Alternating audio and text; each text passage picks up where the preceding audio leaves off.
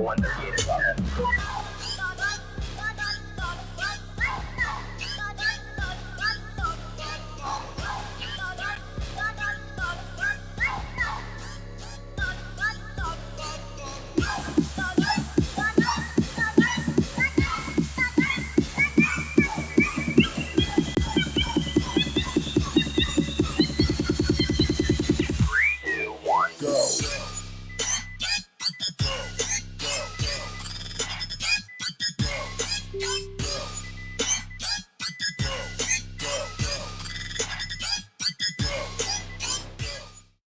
Hello, everybody, and welcome to the Paranormal Guyz. We have a great show lined up for you. Let me pay some bills here real quick. You're listening to a Dare Media Group and Mastiff Media radio station. From Dare Media Group, Radio X Gold, Radio X Country, 6RXM, Radio X Magic, and Dare Talk Radio.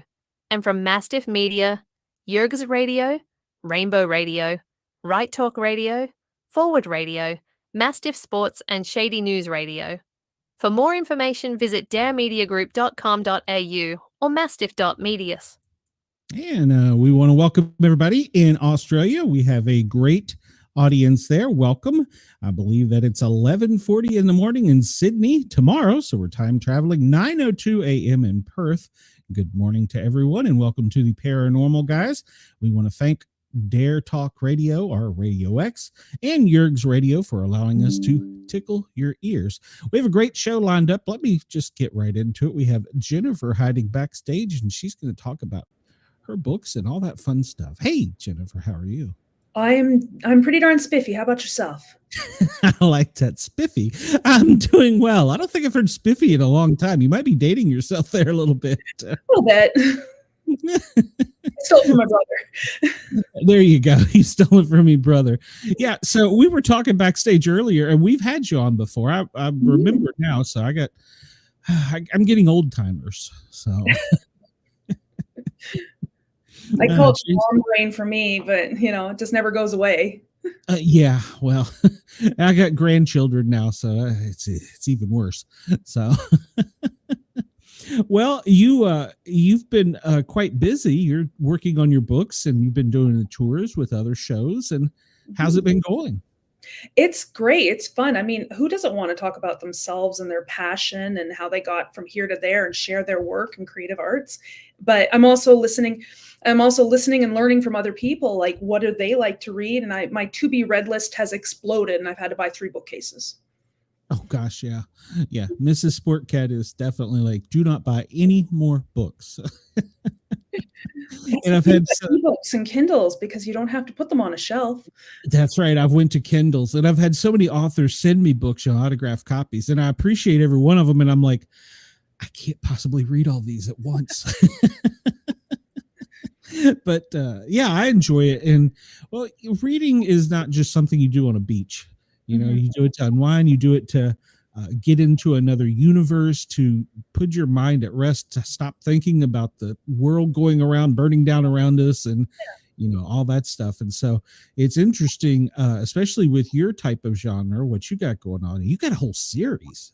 Yeah, I'm getting deep into my series. I've just released my 4th book on June 1st of this year. I'm working on my 5th, and I'm starting another project on the side, which is kind of a future dystopian Robin Hood meets Romeo and Juliet with hints of Hunger Games. Oh, wow. How do you keep a story going for so many volumes? I don't tend to have problems coming up with ideas. I'm a very what if person. So I spend a lot of time like imagining, well, what if this, what if that, and just kind of let my mind wander. And I've created whole stories in my head while I'm doing like a 1-hour walk, and I come back and I'm like, I got to write this down. That's what I was going to say. Do you pen and paper it so you don't forget it? Yes, I have to. Otherwise, but I mean, honestly, I've got so many ideas that I've chalked up over the last 35 years of writing that I do not have a deficit of ideas. So that's great. Have you ever just woke up from a dream and been like, okay, that was so wild, I got to put that in something? Very few of my ideas come from dreams, oddly enough. Okay. Yeah. Well, but every now and then I'll have some weird dream and I'm like, this would make a great book. And I'll wake up and I'm typing it out on my phone before I forget it because it's in short-term memory and it's gone. Yes. Yeah. Doesn't stay very long. Although if I didn't write, I wouldn't sleep because the ideas and the thoughts and my, the what ifs and stuff, they keep me awake. And I do have to jot them down. But usually it's after jotting them down, then I'm like, okay, now I can sleep. Sense. Makes sense. Let's see if Harley's backstage. She was having some computer problems. Hello, Can Miss you Harley. hear me? Oh, you can. It shows now. We can hear you. Yes. Beat those kids for messing up your computer. So, yeah, I know. Well, Harley, this is Jennifer. JM. Jennifer, when you were here last, I don't know that Harley was here because I've had the hired help is so hard to keep. So yeah, I can't remember. I know there was a few people on the screen, but I can't remember who all of was there. Don't worry, I can't either half the time. I have to go back and look. I had a co-host one night and I was sitting there with her name on the screen going, what the hell is her name? Well, I'm not easy to forget, so. Yeah, you just beat me. So, so tell us about the Callum Walker series. Okay, so the arc of the series is there's our world, our time, coexisting magical realm, but there's a veil that separates us. We can't see across this veil because we don't have magic. But these creatures that do can and have, and they've been the source of our fairy tales and our monster stories. And then Callum Walker is a young man that's born with the ability to use magic. He doesn't know why. He's trying to make the most of it. We do learn why as we go through the series, but he doesn't know. He is able to cross this veil because he has magic, and he's learning about this world and encountering these beings and learning about their history and stuff, and adventures ensue. And we follow him through the series as he's trying to figure out who he is, where he belongs, because he's too magic for here, but too human for there, and then master these abilities to survive. Is he a young character? Or? Yeah, he's a young man in his early 20s. Okay. And then we follow the timeline, so he ages through the series. Oh, you got plenty of time with him then. Now, are you using he lives a dangerous life, I am battling monsters, yeah. Now, did you set it in present day, like with real world events here too? Yeah, well, when he's on this side of the veil and he's, in it's our world and our time. So it's like, technology as it is today and that kind of stuff. But across the veil, they have magic. They have no need for technology. So it's more of a medieval type setting. Okay. That's pretty awesome. Yeah. When did you start this series? I don't know when exactly the idea came to me, but I know I finished my first book in the series, the rough draft, in 2019, because that was the year I was diagnosed with autism and ADHD. And I had thought I'd never shared anything before that. And I thought maybe this is my special interest, writing. And so I had just finished that first book's manuscript. And I said, I'm going to get brave. I'm going to send it to an editor. The worst they can say is it sucks. And if they do, then I know, and I'll just write for myself. But they came back and they said, this doesn't suck. You should publish. So 2 years later, I did. That's great. It's awesome. I am also autistic with ADHD, and so are my children. And we had an author on last week who was autistic also. And like I asked everyone, all autistic people have one superpower, which you said yours you think was writing. Yeah. Do you think you have any other superpowers? Mine is being, okay, for those listeners, don't mind my words. I'm a boss bitch when it comes to my job, and I get hyper fixated when I'm working, and I click really fast and learn really fast. I know I can tell you almost every single dog breed there is. I can look at a dog and I know it's dog breed, but I don't know if that's a superpower or a special interest. Well, but see, my middle son, he could do that with flags all over the U.S., like even foreign country, and the national anthems for the world. He knows, can tell you which national anthem that's for. Yes. Oh, that's cool. I like that one. I know I had a friend who would memorize maps, and he could tell you every street and which ones connect to where. And I was like, that would be a useful superpower. Well, and then my oldest son, hyper fixated on drawing. Mhm. He did the logo for my show, Oh, cool. and he is going to go to college here in the fall for graphics designing. Oh, that's so cool. I love it when people can use their superpowers, their special interests and, use it to their advantage. I know both my boys are on the spectrum as well as ADHD, and I have a feeling my younger one is either going to be an entomologist or a doctor. He's very much a hypochondriac, and he can tell you every kind of bug there is in our neighborhood.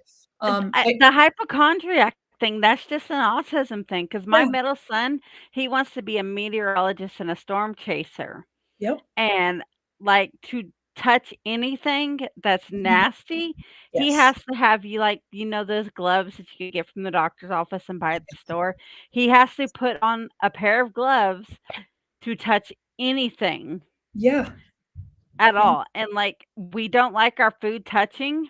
yeah, yeah.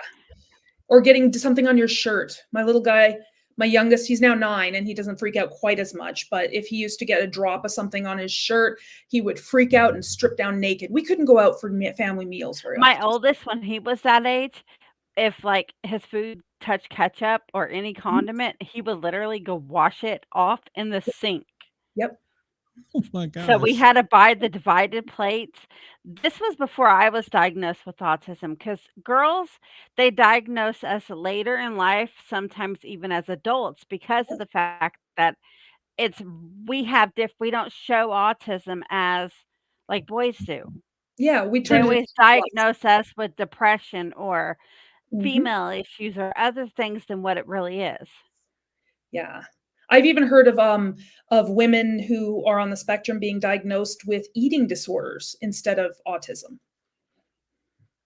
Like, they didn't diagnose me until I went through the evaluation to get gastric bypass surgery, Yep. and then when they took and did this whole big, long, like, 700 question quiz, the Yes. doctor comes to me and he's like, "Do you know you're autistic with ADHD and depression and anxiety?" I said, "I kinda figured it because my children Mhm. are autistic and all my kids are autistic, so it had to come from somewhere."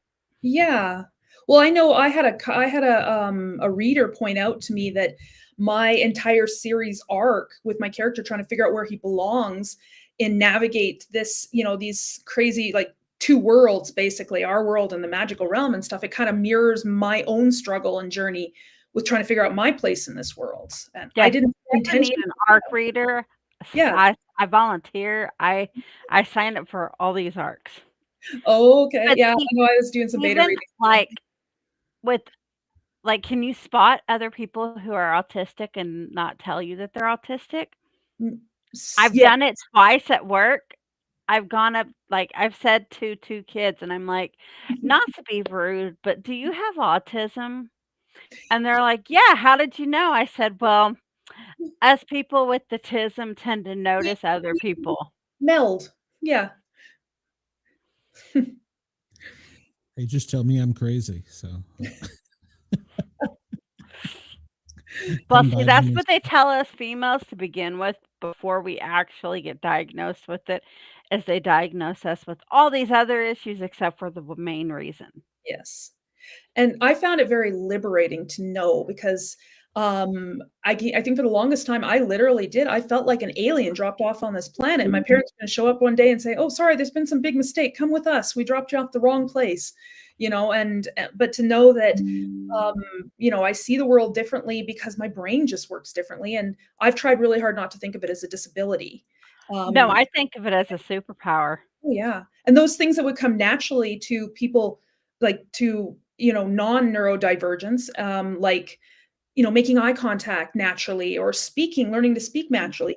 I have Sitting to learn still. actively that. So, I didn't know how to talk to people in junior high or elementary and stuff. I made notebooks. I was like, "Okay, so and so said that, and that was the answer. Oh, there's a smile. That must be what I need to say." I made myself a script to follow so that I could learn to speak. I had to teach myself to We speak. mask a lot, Yes. masking.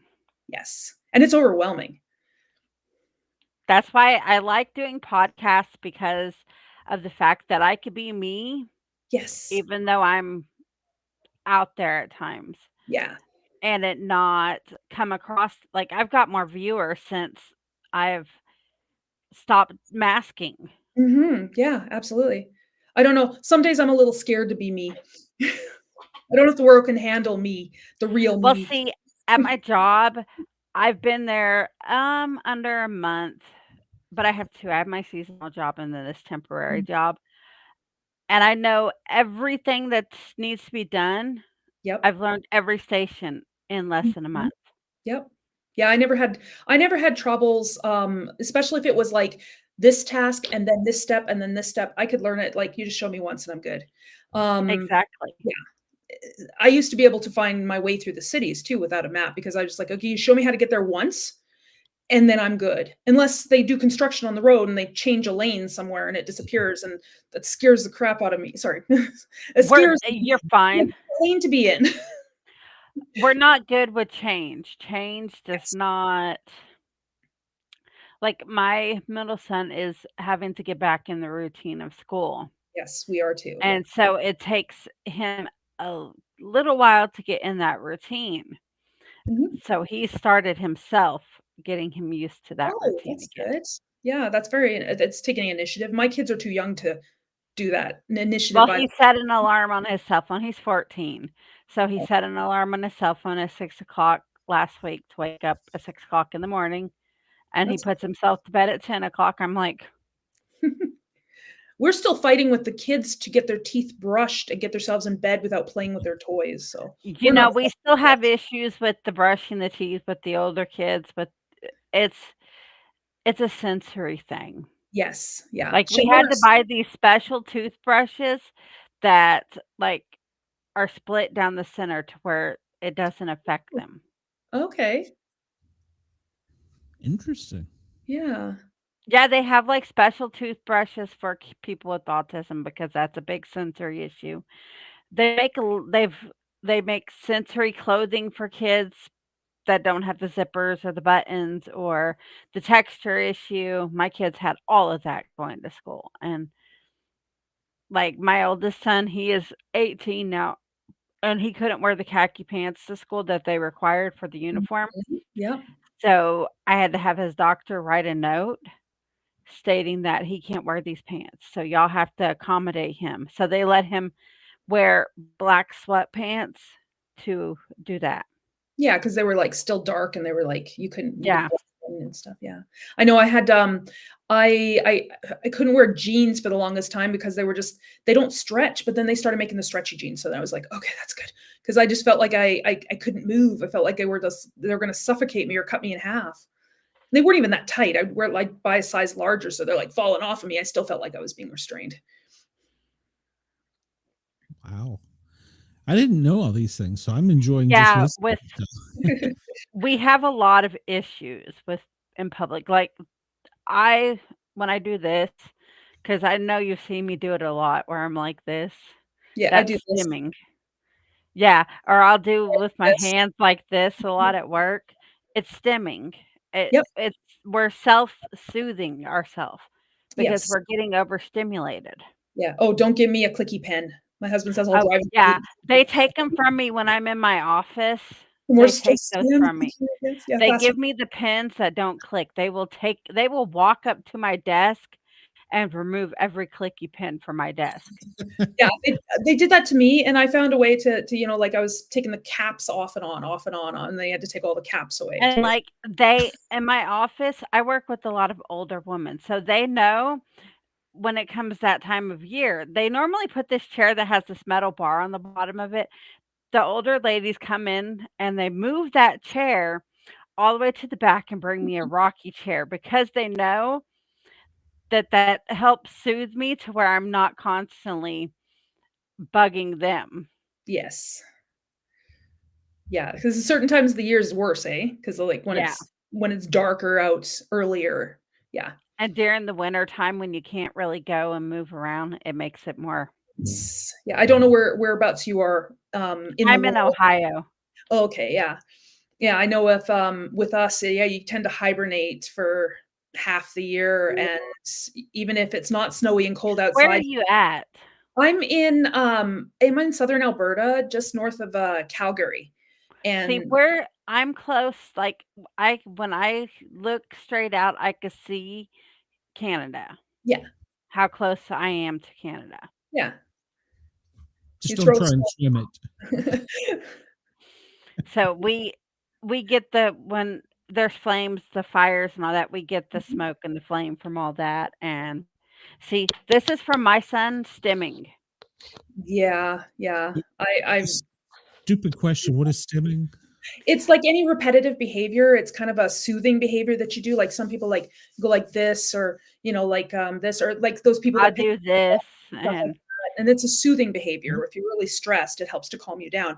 I think what they do nowadays in school is they give the kids fidget spinners or fidget toys and well, stuff like that. they did, but like at my son's school, you had to have it put in your IEP or your 504 plan Yeah, same. because kids who didn't have the autism or any issue like that, that where they needed the fidgets, would just be playing with them. Oh yeah. And so and, like, my kids, they have bands on the bottom of their desk legs Hmm. to help with that, or they have a fidget chair that you sit on and it rocks. Blue one. Yeah. Uh-huh. Like, they've come a long way because when my oldest son was diagnosed with autism in kindergarten, they did not have all of Yeah. this. Even when I was younger, they didn't even know what autism was. Yeah, same. I mean, I wasn't diagnosed until 2019, and that was only after my son's Mine diagnosis. was in 2021 or So 2022. more recently than mine, yeah. And they kept saying mine was depression or anxiety or bipolar or all this other stuff than what it really was.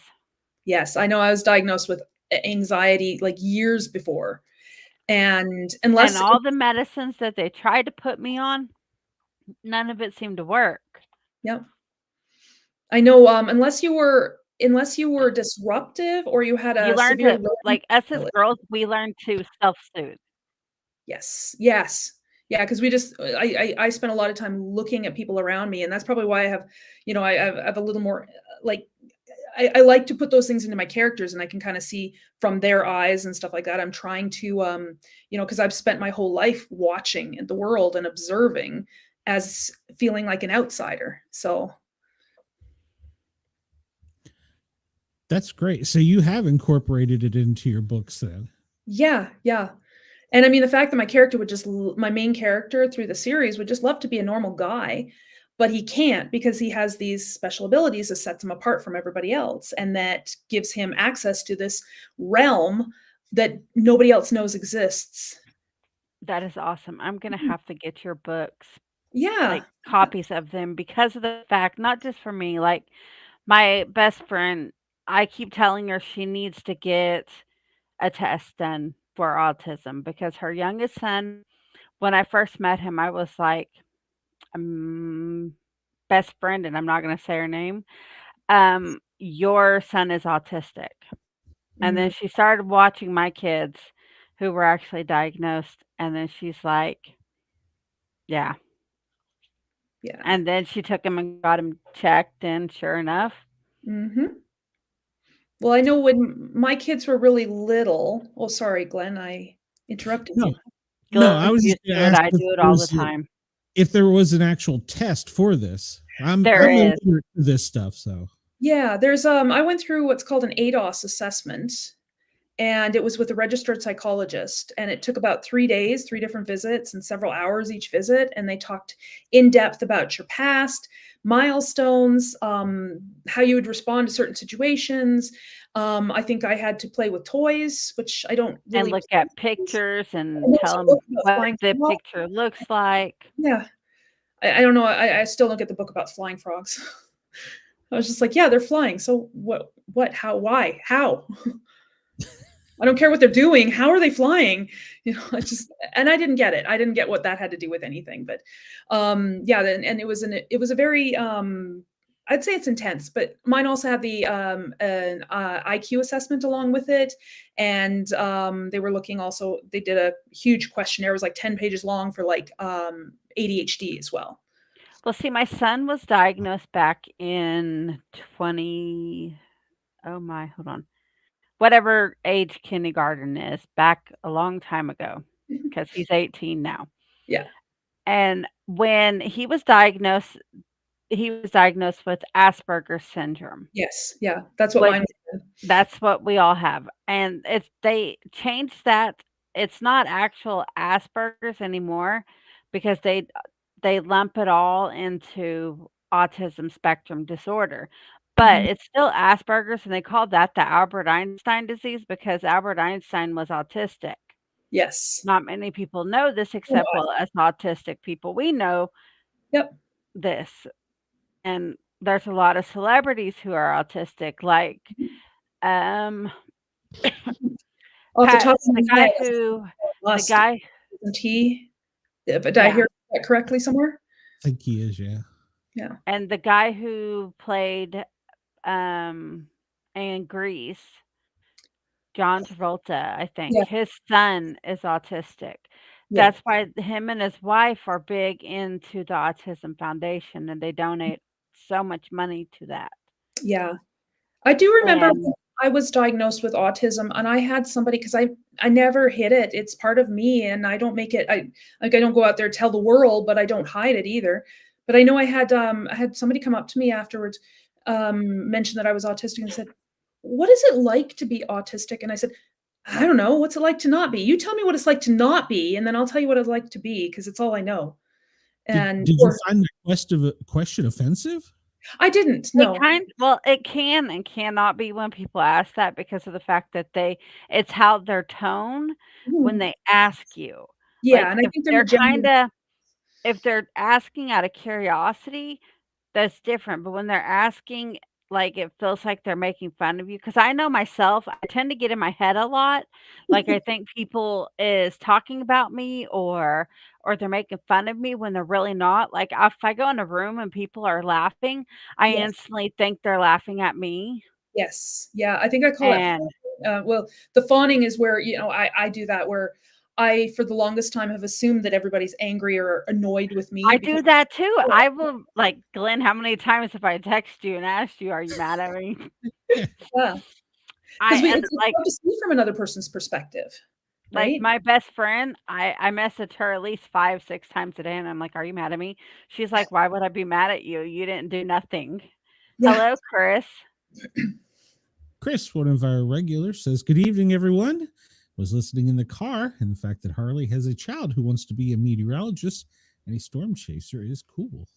Well, see, we grew up in Oklahoma where there's, like, big F5 tornadoes that destroy your house and your neighborhood, and so, like, he is obsessed with weather. Like, he was on the news here in Ohio when we first moved here. The news channel went to his elementary school and they interviewed him because the school told the weather people who came to the school that he wanted to be a weatherman, a meteorologist, and he grew up following weather because his father was. And so they interviewed him, and all he could sit there and say was, "Yep, yep." So His big we break. started calling him the Yep Weatherman because this was kindergarten. So of course, all he could say was "Yep" because he was scared. The cameras were on him, and he's autistic and not really knowing what to say, so all he could say was "Yep." So we started calling him the Yep Weatherman, and it stuck with him. I grew up in Oklahoma City and lived in Norman, which is right by Moore. Mhm. Um My husband was a first responder to that Moore tornado that destroyed Oklahoma in '95, I think it was, and so that's why he got obsessed with weather, and Yeah. now my son is. Yeah. I know I for a period of time, I wanted to be a geologist or paleontologist. I was a big science and math geek in school. I could care less about it. My oldest son wanted to be a paleontologist, and then he kinda found his super talent was drawing, Yeah. and, like, my kids were all obsessed with dinosaurs at one time, and now they're not so much anymore. They're interested, like, my middle son is in maps and US, like his music playlist consists of national anthems of the world. Yes, that's what you're saying, and he knows pretty much every single flag, you said? Yeah. Like, Nice. you could ask him, you could hold the flag up and say, "What flag is this?" And he'll tell you, and it I know maybe like half a dozen. But I mean, like I said, dog breeds. If you showed me a dog, I could tell you probably, or very close to what kind of dog blends they are even. But yeah, it's just everybody's brain works differently. It's amazing. Well, I currently have a hellhound wanting attention, so I have she'll go in the background and just stare at the camera. Yeah. That's how smart she is. If she's not getting my attention, if I'm not rubbing her, petting her, she will go into that one little teeny tiny spot and she will stare at me until somebody in the chat points it out. How the hell did the dog know this? I have a standard poodle and she's like almost 70 pounds. And if I don't give her enough attention during the day when I'm at home, she'll come, as soon as my husband comes home, she'll sit on the couch, she'll lean up against him, get him to pet, and just stare at me like this is how it's supposed to be now. And I'm just like, oh my goodness. And my husband will sit there and goes, I feel like such a tool. Like you are. She guilts me into treats. So They can't speak, but they can tell us all sorts of stuff. Oh yes. Well, she tries to speak. It's the weirdest thing. She's part border collie, so she does that. Yeah. Well, I don't know how to do it, but yeah. And when she's not getting attention, like right now, she is used to having a fan on her, but I have to turn it off for the show. So I usually get the cold shoulder for the first 20 minutes of the show. So, but today she's wanting attention. So, Jennifer, I hope you don't mind opening up about this as much as you have, because I'm gonna be honest, this could help some people. Oh, well, that's why I have opened up about things and I haven't kept it a secret. And be surprising, like after my diagnosis, is like how many questions I received from people. It's like, how did you find out? Where did you go? I think my kid might be on the spectrum. Do you think I could be like I do? Well, what kind of things did you notice that you did and stuff like that? And there was lots of questions about people like genuinely wanting to know. The one thing I don't like is I don't like it when people, like you were saying, do I get insulted when people ask questions?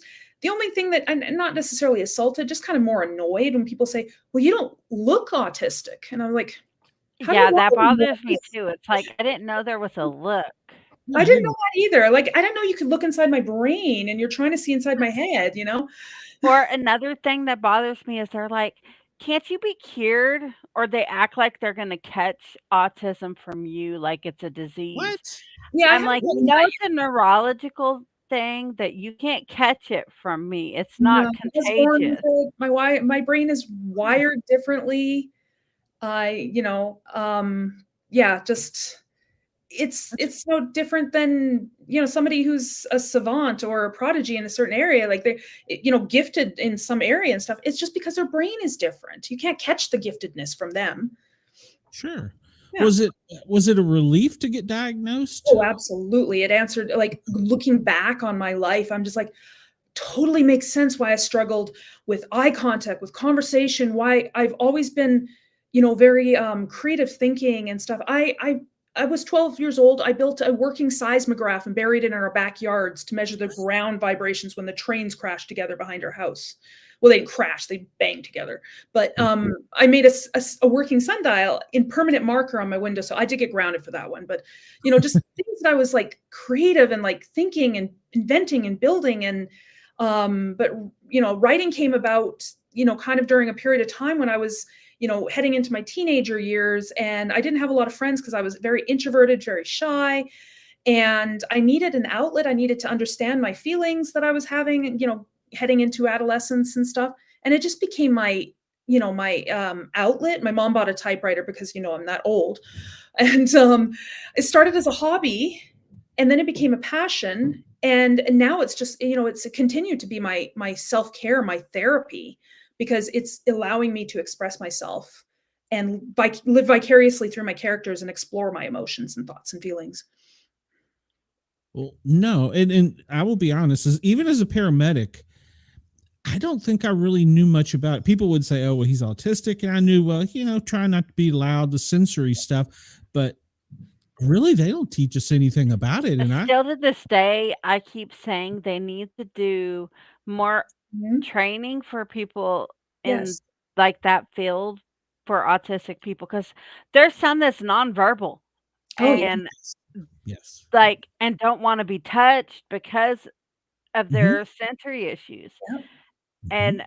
they just like, I've seen videos where they've tried to restrain them, and they thought they were being violent because Yeah. they were trying to get And out they're of the actually situation, describing it to and them. they were just Mhm. Yeah. Mhm.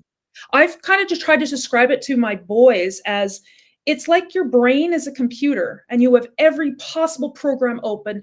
You've got your tab bar on your browser is every single tab you can possibly have that you got music playing here, video playing here, you're trying to find a file, you got something going on here, somebody opens up another program, and then you get the swirly wheel of death and you have I to have a shirt that says, "My brain is like the internet. I have 500 browsers open." Oh, wait, where did that music come from? And then yeah. I have another one that says, "Highway to, ADHD." Oh, look, a squirrel. Yeah. Well, my son is very much like that, dog on that movie Up. It's like talking to you, the squirrel. And then he goes off, and I was like, I guess the conversation's over. So he's walked away mid sentence.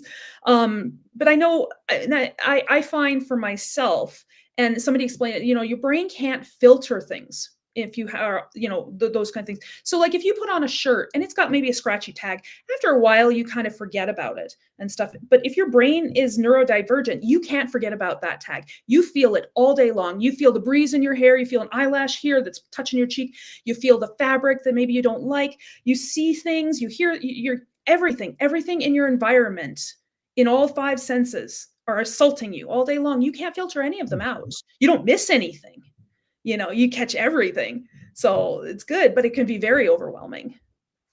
That is like a superpower, though. I mean, honestly, I mean, Hmm. you're like a I get supercomputer such absorbing. migraines at Yes. work dealing with everything going on at once and trying to mask my issues because these are younger kids and that I work with, and they don't understand that I'm having sensory issues as they're trying to all talk to me at once, and I'm trying to focus on each one Mhm. of them and not be rude, but at the same time, I'm trying to Not fall apart.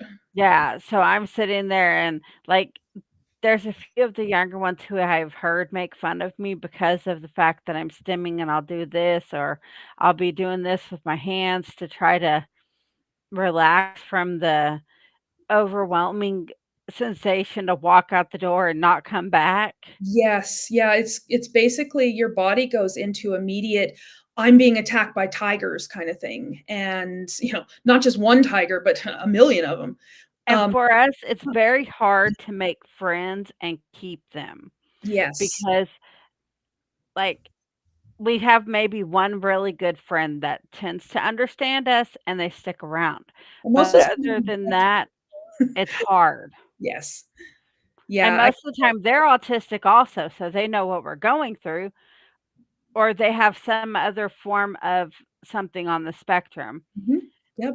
So they know what we're going through. That's the only reason that they stick with us as long as they do. Yeah, yeah, because there's it's like social boundaries is difficult to comprehend, and the number of phone calls and text messages, and I'd be like, I don't know, like, how many phone calls should I make in a day to the same person? 3? Is that max? I don't know. Or like, and another thing too, like, I hear a lot of people say, "Well, you make good eye contact, you must not have autism," and that's a debunk. That's like you can learn to make eye contact, and I taught my Mhm. kids. I heard that so many times. I taught my kids to make eye contact from the time they were babies. I'd, like, kneel over them and, like, my face in front of them, and every time they look at me, I'd reward them with some, like, "Oh, good boy," and stuff like that. And so they learned to make eye contact. I didn't. I had to teach myself, and it's still, I struggle with it today. So I can either look somebody in the eye or look away and think. I can't do both. If I'm looking you in the eye, I'm not hearing what you're saying. And so, I had to teach my kids to look people in the eye, and they still can't listen if they're looking you in the eye. That's fascinating. That's fascinating. And Chris, I'm not ignoring your comments. I just wanted to give the ladies a chance to talk.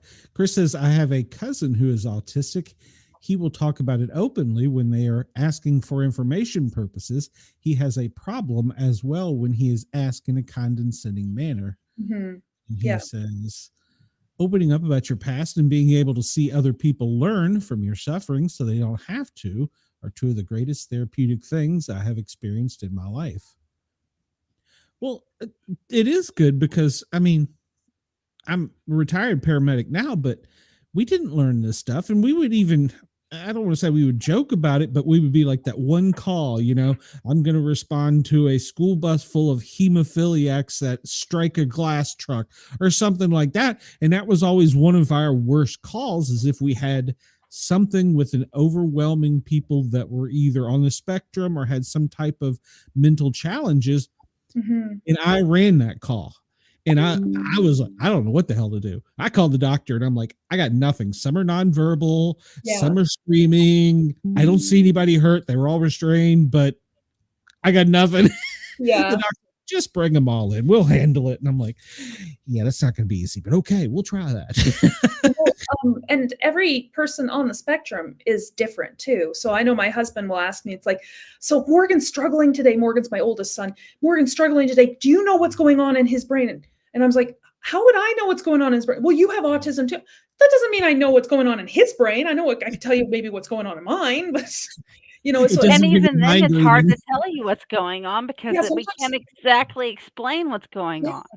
like if something's upsetting me, sometimes it can take 2 weeks of sitting and just, you know, trying to figure out what is it that's bothering me. And then I comes up to, you know, and finally will hit me like a eureka moment. It's like, oh, when he said that about the laundry or something. And I've been stewing about it for 2 weeks, not knowing what's upsetting me. And I couldn't articulate my feelings because I didn't even know what I was feeling.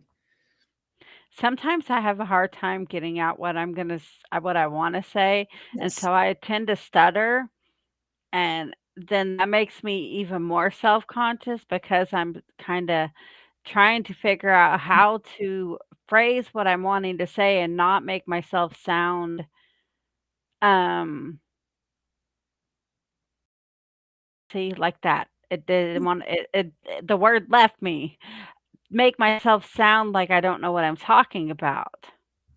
Yes. And see, I've never had a problem with words, but I've got a larger than average vocabulary, apparently, at least according to 2 editors who tell me I use way too many $50 words. So Well, they're like, "You before must have in see your thesaurus for that." I'm like, "No, I didn't use a thesaurus." Well, see, before a couple years ago, I got hit by a car and thrown 10 feet while I was walking and smacked my head on Mm, the ground. So Oh, I boy. have something called concussion syndrome mm, on top of the autism and the ADHD. And so words tend to forget them because of the concussion syndrome. yeah. And now I have a I wandered before with the autism, but now I have a habit of wandering even more and not remembering why I'm there. And so, like, jokingly, my friend goes, "When we go out of town in June, I'm gonna buy a come along. So if you start wandering, I know where you are." Can reel you back in. It's like a fishing line. I was Exactly like, what I "Well, thought. that might actually be helpful with the fact that I wander." I remember going to Disneyland as a kid, and I was the oldest. I have 4 brothers, all younger than me, and I was outraged that my mother put the band on me and tied me to my brother. Like, we had, like, the wristbands with, like, the little cord, and I was stuck to him. I hated it, and I despised him the entire trip. But it was so that it was so, you know, neither one of us would go, like, it's harder to catch, or it's harder for to catch one kid running off on their own. It's a lot easier to catch 2 of them because 'cause they're both going in the same direction. My kids divide and conquer as well, so I totally get it now, but at the time, I was outraged. There she goes to the corner. Yep. Yes. She's not getting her way. So, She's ah. about to sit right there and stare at the camera. Well, no, she's coming back over for petting. Um, I could see though that where you would be outraged about that, especially if he didn't like roller coasters and you did, or vice Well, versa. I was 7 and or almost 8, and he was like 6 going on 7. So, I wanted to run and explore and stuff too. I never thought about danger, and apparently that's an autistic trait. You just don't think about things going wrong. Jump off a roof. Oh, I can fly. I won't hurt myself. Yeah, no. We don't have the concept of fear. Yeah, I mean, I can feel afraid, but it's usually about things that are not scary. Like the dark. I'm still afraid of the dark. I'm not afraid to admit that. Eye contact and stuttering here too. This is Chris, by the way. Have gotten decent control of the stuttering problem. My eye contact still needs work. Yeah. That's always a struggle with me. Yeah. In some ways, though, I feel like this has helped you with your novels. It has, because I'm seeing things from sort of an underdog perspective. I mean, not saying that I am an underdog, but I'm just seeing things from, like trying to figure out the world from an outsider's point of view, because I don't feel like I fit in.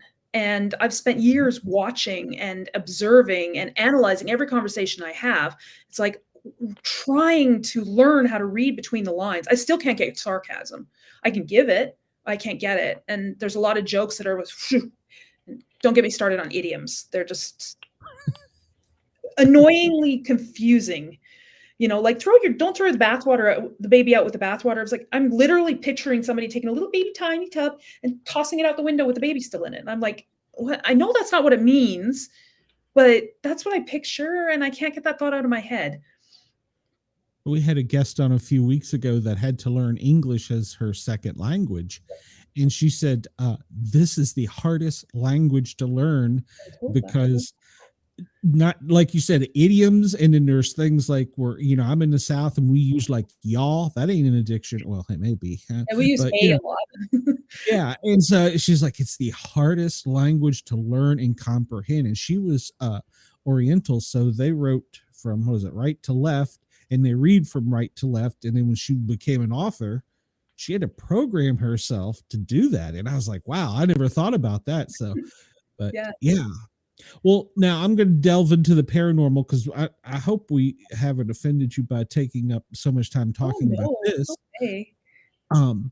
Has this helped you see anything paranormal or have any paranormal experiences or? I would say I've been very sensitive my entire life. There's been lots of incidents. You're saying that, like thinking about paranormal incidents and stuff. And I'm just like, well, which one should I talk about? Because I've had a lot of experiences throughout my life. We've also lived in very old houses that not just creaky, doors and floors and stuff, but, like dark shadows out of the corner of your eye and balloons that follow you down the hallway and kids that, walking down the hallway with them and they turn around and run the other way. And you're like, I think I should follow them, but I guess one of my most recent experiences was my husband and I went last summer to Alcatraz. Oh, nice. Yeah. And I was told by my friend, because we did a couple's vacation without the kids. It was our first vacation without the kids. We went to San Francisco, went to Napa Valley, went to Muir Woods, Santa Cruz. It was great because, we didn't have a honeymoon. So, it was kind of like a makeup honeymoon bit thing. But I was really excited about going to Alcatraz because I like the old histories and like buildings and stuff. And I hadn't actually heard the story, some of the, like the accounts of prisoners, potentially escaping and they don't know. But I hadn't heard about the stories about cell 14D. And my friend was telling me about that was one of the isolation cells and stuff. And I guess there's a lot of stories. I know them now. Maybe I wouldn't have gone in there if I'd known them ahead of time. But she's like, you got to go in there. You got to go in there. And so I went in there and it's like a box, but right inside the door, there's this little narrow area where it's kind of barred off. And all the other isolation cells, the gate was open. So you could go into the inner part of the cell. This one, the gate was closed. And so you can go in there. But as soon as I went in there, it's kind of almost got muffly and stuff. And I couldn't hear it. Like the sounds right outside the door, I couldn't hear. And the other cells were kind of quiet too. So I thought maybe it's just the, design of the cell. I felt like there was somebody watching me and almost pulling me towards the bars. There's nobody there. So I'm just like, okay, I'm just going to do the tourist thing. I don't like it. I'm feeling kind of dizzy. I'm feeling kind of nauseous. I'm just going to, snap a couple pictures and then go. As I'm turning to leave, and I'm walking through the door. Something banged against the bars. There's nobody in there. Something banged against the bars, and it was loud enough for me and half a dozen people outside to hear it outside the room. And even the husband or the guy friend of the person who went with us, he said he heard it too, and it sounded like something hard banged against the bars. And that was one of my more creepy ones, and it kind of stuck in my head for a long time, because I really did feel like there was somebody in there, and they were not good. It was very dark presence. So, yeah. Wow. And with your sensation, I don't know how to say it, but feeling of all the senses. Yes. How did that affect that? I knew that wasn't a good thing, and that's why I was like, okay, I'm just gonna take a couple pictures and turn around and go back. I looked through the pictures and the videos afterwards and stuff, and I didn't see anything, but I certainly felt something. And yeah, it was very strong emotions of, anger when I was leaving, like, no, you're not gonna, that kind of thing. And I didn't catch anything on video, didn't catch anything on camera, but me and half a dozen people heard that noise, and there was nothing to cause it. So it was just that whole place is creepy too, but that's particularly was a little more than I intended. But I've had experiences my whole life, so I kind of knew as soon as I went in there that this was not a good place to be. And yeah, I didn't spend more than maybe a minute at most in there, just because it was so negative and dark. Wow. Well, that's a good contact, because ghost hunters will go long periods of time and they never have anything. Mm-hmm. That's incredible. In one way, it's creepy in another, but in one way, it's pretty cool, especially that other people heard it and it wasn't just you, because I'm sure you'd be like, oh, okay, that was just in my head, or I would be. And yeah. They're like, did you hear that? I'm like, yeah, you heard it too. Okay. Yeah. And there's a lot of people that will dismiss a lot of things. Oh, you just imagined it and stuff like that. Well, you weren't there. You didn't feel it, Yeah. And yeah, it's one of those things you have to have been there and felt it and heard it. I don't care if anybody doesn't believe me. I know what I felt. And I'm not saying that there's, ghosts everywhere there, but I know what I felt. I know what happened there. I know what I heard. I know what other people heard. And, I've given up on, I don't tell everybody all my experiences and stuff throughout life, but I have them, and it's important that I know. Absolutely. Like, I'm a big Bigfoot guy, and it's not my job to prove to someone he exists. I know he does, or he or she, it, whatever it is. So, so, and I'm big into like the supernatural, like possessed dolls. Oh, yes. God. Yeah. You and those damn dolls. Yeah, I love them dolls. Creep me out. I've seen, I know in our house, I got my house saged quite a few years ago, because my son was waking up. My son's very sensitive as well, and he's a lot like I was when I was a kid. And he was 3.5, he was 4, somewhere around there. And he's waking up and telling me that there's a man in a hat in his bedroom that wakes him up at night. And I know I went in there one day, one night, not one day, it was in the middle of the night, because he was crying, and I went in there and I saw something move it through the wall, like through the closet, and into our, like through that area out of the house. And I was like, okay, that's it. I'm getting the house saged. It's more common for, like, because all my kids have seen something too, and they quite often do, and I have too.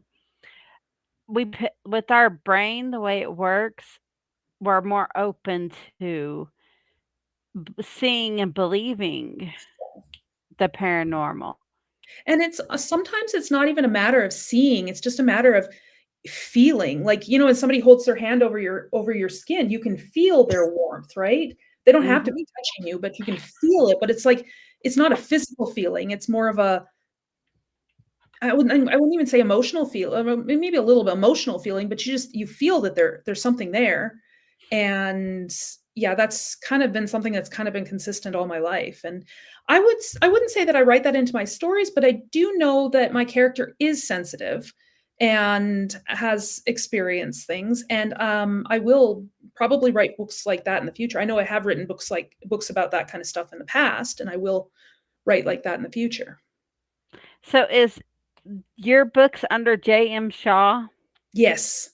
Yeah, Okay. I use that pen name because 90% of the female authors that write in the fantasy genre write romantasy, and I didn't want somebody to pick up my books seeing my name, Jennifer Shaw, and thinking, oh, this is going to be a romantasy. And it's not. It's a fantasy adventure, magic, adventure, action, some supernatural suspense kind of all sprinkled in for good measure. And where did you say you could find them? So if you go to my website, jmshawauthor.com, you can see all my books. There's links to them online. They're available through Amazon as a print. They're available on Kindle. The first two are in Kobo. The others, Kobo and Barnes and Noble ebooks. The others will be eventually. And there's links on the bottom to my email, my Instagram, my Facebook. I've even got a links to Goodreads. Awesome. I'll put that in the show notes too, by the way. And I just subscribed to the newsletter. And follow me on Facebook and Instagram too, so you'll see where I am. I think maybe I don't follow you. I need to go look. It's hard to keep up with who I do and who I don't follow. I'm scatterbrained half the time anyhow. So I think they're trying to diagnose me with chronic fatigue syndrome right now. So well, see that also, like, Glenn, I'm telling you, I've told you before, you should get checked for autism, because being tired all the time too is very common as well. I was recently, within the last couple of years, diagnosed with autoimmune gastritis because, and it started because they tested my B12 and my B12 had bottomed out. And now I have to get monthly injections because I can't absorb it because like I have to take vitamin B12, vitamin D, I take 2 handfuls of vitamins a day. Oh yeah. Not just for the bariatric part of it, but because, I have to take magnesium and iron. Yep. Because these are all issues that I have that are quite common in the community. Oh, yeah. Yeah, and I didn't realize, I was like, what is the connection between autism and gut health? And there's actually research is going into it. Apparently there is a connection, but they just don't know what. And they've, yes, I've got issues with my gut too, and so do my kids. Yeah. I'm wondering what they'll discover in the future. I feel like I'm scolding a child here. Well, Jennifer, I've enjoyed having you on. I've learned a lot. If you've helped one person on this show, and we've got a pretty far outreach, you're doing a good thing. And so I'm glad of that. And I especially am proud to know that you're putting that forward and not hiding it, because a lot of people hide or mask, like she said, mask things. So I'm glad to know that. And I'm glad to know that you're incorporating it with your characters too, because like she was saying, somebody reading it will probably pick up on it.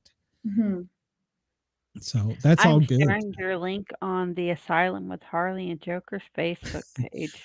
Well, we may have a surprise from Jennifer here soon. So, Jennifer, I got to let you go for tonight. I want you to come back. You said you were working on the 5th book. Yes. So when that comes out, you tell Mickey, I want to get on this guy's show. Yes, absolutely. We would love to have you. So, and Harley may want to have you. She does a show separate from mine as well. So she may want to have you on hers as well. So, yeah, I will put the links. Get a message from a Harley Ingram. That's me. Okay. I will forward it to Mickey as well. Okay. Thank you. Good. All right, Jennifer, have a great night. We will see you soon, I hope. Yes, I look forward to it. Thank you so much for having me. All right. Yes, ma'am. Bye-bye. I'm going to be buying her books. Your husband's going to be so mad at me. I'm making you spend so much money. Well, actually, these come out of my fund, so. Okay. All right. Well, Harley, and as you know, some of them are on ebooks, so I could get them for free on Kindle. Oh, there you go. Well, as you know, we always have 2 guests, and tonight is no exception. We always have such Chris said, "Thank you so much, Jennifer." He did, yeah, and I think I put that up there. I'm not sure, but we have Miss Gomez hiding back here, and I'm sorry, I Hello. don't know what the D stands for, so I'm just calling Miss Gomez. So, You can go for DC, and that's perfectly okay. okay, well, I'm Glenn. This is Harley. Welcome to the show. Hello. I feel intimidated. I was reading your bio, and you've got this huge long bio, and you're a group speaker and a psychotherapist. I'm like, good Lord, she's gonna look at me and go, "This guy's nuts." So, Not at all. Not at all. It's all good. You can totally skip the bio. well, no, it's good because you have put a lot of work into your stuff. You've got a lot of very high energy things, actually. So, where do you get the energy? I want it. I don't know, because tonight I was feeling kind of like, I don't know, exhausted. So I took a nap before coming to talk to you guys. I'm like, I might need a nap. Like, it's been a very long day. So here we are. I'm pumped. Oh, I have read one of your books. Which one? I've read Death's Intern. Yes. I'm scrolling through your catalog of what you got, and I was like, that's in my library. See, I'm all excited. It's going to be fabulous today. So, yes. Now I'm excited. Well, and to circle back real quick, because I want to get you to talking about your stuff. You're talking about feeling down and energy. I was looking up because of the hurricane. I'm not sure where you're located in the world, but the hurricane, because it's taking so much energy, there's some science behind it actually taking people's energy and bringing them down because of that. And I was surprised, but it causes migraines, if you didn't know that. Oh, yeah, of the pressure in the atmosphere. Yeah, so that could explain it, which is, I guess it's kind of weird because we're all connected to everything at once, so to speak. And so it pulling energy for it to survive as a storm doesn't surprise me that it would be bringing people down. And I'm on a tantrum here. I had a guy on the show once that said, if you've ever been in a neighborhood, and I'm a paramedic, and you notice that they're just all down or having it, he goes, you can actually have your negative energy go off and go out through the neighborhood and go down. And he said, it can extend to other people. And he said, especially evil people. And I was kind of shocked, but he did a demonstration. He did the dowsing rods, and he would say, all right, to somebody, say, I want you to have a really bad thought, and they would cross, and he'd go, all right, and he would instruct his dowsing rods, I want you to show me where this is, and it would point him, and he'd walk outside of where the energy was, and it would wide open, and when it would get to where the energy from that thought was, it would cross again. And he's like, this is how I'm a true believer, because I'm an energy vacuum. I'm like a little curvy when it comes to energy. So if people tend to have a bad day, I have to be much more guarded around people because I will pick it up. And there's days that I've been like, I'm not even mad about that. Like, why am I taking these things personal? So I am a true believer that you have to be careful around you because you will pick up other people's energies, whether you like it or not sometimes. I agree wholeheartedly. Mm-hmm. Okay. Sorry, DC. Now let's talk about your book. Sorry, I went on a little tantrum there. So tell us all about your stuff there. I was looking up your stuff, and well, of course, she has read some of your stuff, but you do have some great.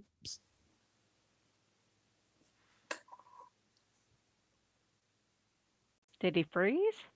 I think so. I was wondering if it was me. I thought it was me too. Books. Oh, you froze.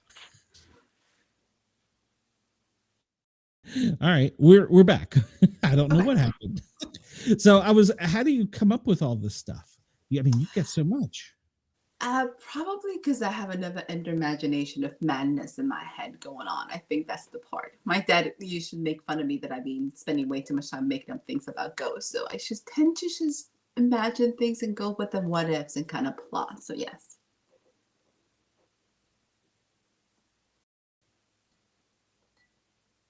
Did he freeze again?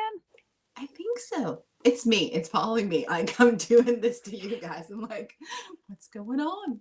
You're losing Glenn. No, Glenn has issues at times with his computer. Okay. Well, let's just continue talking to you about your books. What made you want to start writing your books? So I have one of those days. I have been a storyteller all my life. So I've been writing stories, I want to say, since I was in high school, probably younger. I started actually writing around 17. I found myself, I went to school for film and television, and then I found myself kind of like doing that adult thing when you find yourself sick and tired of being an adult. And you're Mhm. supposed to doing all the right things, and then you hate all the right things. So that's kind of how my writing journey took me here to start publishing and just getting much more creative. Okay. So what is your favorite thing about your characters in your books? I Yes, did not. Chris. Glenn's energy got taken again. We're not going to tell him that. Hopefully he'll come back. I'm like, oh. So I write, and it took me a while to realize that I write really quirky characters. And one of my readers described them that way. And I was very upset for a while.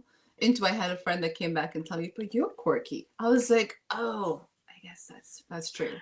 So I'm having to I come can to terms. see you in your book. I really can. Now that I've met you after reading your book, I can see your characters, you in your characters. It's amazing. So here's the really fun part about Desk Intern. Since you read Desk Intern, a lot of people are convinced that I'm ISIS. I'm like, I'm not. Like, this is not. So I have, when I first started writing, a lot of my friends like, I can't read your books at all because I'm trying to read them how you talk, and you talk really fast. So like, I tend to try to read them at the same speed. I'm like, that sounds very painful. They're like, yes. So most of my friends are like, I can't read your books. I can't keep up with you. Well, I'm autistic, so I could keep up with the way the books are. Thank you. I appreciate it. And now that I've met you in person, I'm going to have to keep reading the other Thank parts in you. the series. Glenn, Super are you fun. coming back? Let's see what is going on with Glenn. Do we totally lose him? Is he coming back? Are you okay? So, let's continue the show since we're waiting for Glenn to come back. So, tell us a little bit about your books for those who have not read it.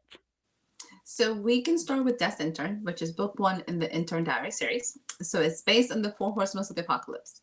So I have a Army veterans that moves to Texarkana. So for anybody in the Texas area, this takes place in Texas.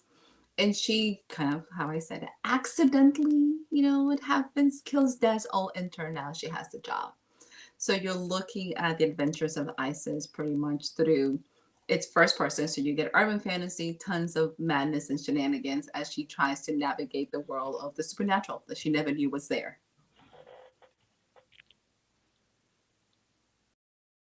That was Glenn. Is he back? He said to please continue because he can see and hear us, but his signal is squashed. Oh, hopefully he'll So come I guess back. he's gonna share the comments because, well, I can't do that. I don't have that ability. He doesn't let me do that. You don't But get the that's all power? right. No, I don't get the power to do that. He said his dog took his energy. Oh. Yeah, that opened down some other people's houses, so it could be for making fun of them. This is what we're paying for. Yeah. Okay. So you said you started writing when you were in high school. Mm-hmm. So that right there says a lot because it keeps you high school's hard to anyways to focus and be a high schooler. And the fact that you started writing as a high schooler, that's awesome. I don't think I thought much about it. I've always wanted to create, so I don't think I thought too much about the whole process of like doing something different. Like I've always either been taking pictures or doing something different. So yes. Okay. Where can readers find your books at? So easiest place right now, we're talking about Desk Intern. I have a whole entire campaign that I want to give away 1,000,000 books of Desk Intern. So you can check it out on my website. So you can go to dcgomez-author.com and pick it up for free directly from there. Or you can pick it up in any of your favorite distributors for free as well. So it's available worldwide for anybody to enjoy. So yes. It is on Kindle, just so y'all know. Yes. And you can pick it up on Kindle as well. Yes, Chris said whatever he is looking at, he is making great eye contact. I can learn from him a lot.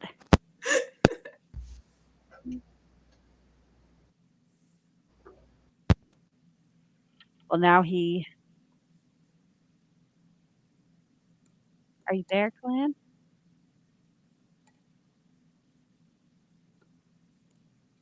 Ooh, something's happening. Maybe. Let's picture change. So, oh, he's back. Nope, still froze. Okay, Glenn, if there's any questions you have for her, you can send them and I'll ask. We can type them. Chris said his eye contact comment angered him.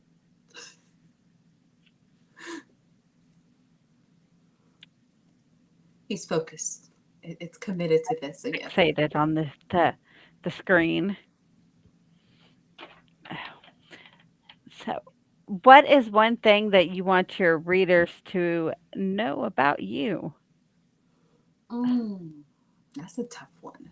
So usually I'm very much, I think I'm known as like optimistic about everything. So to me, everything, like the glass is always, half full. So I'm, or Glenn is still missing. I'm like, but at least he can hear us. Like I'm always looking for the positive side of everything, something to kind of be very, I also come with a very dark sense of humor. So everything to me is going to be funny regardless of the situation, which drives my family insane because that usually involves like hospital visits and I'm cracking jokes. Like I always tell my friends, I'm like, I'm always practicing my best jokes on like the medical staff.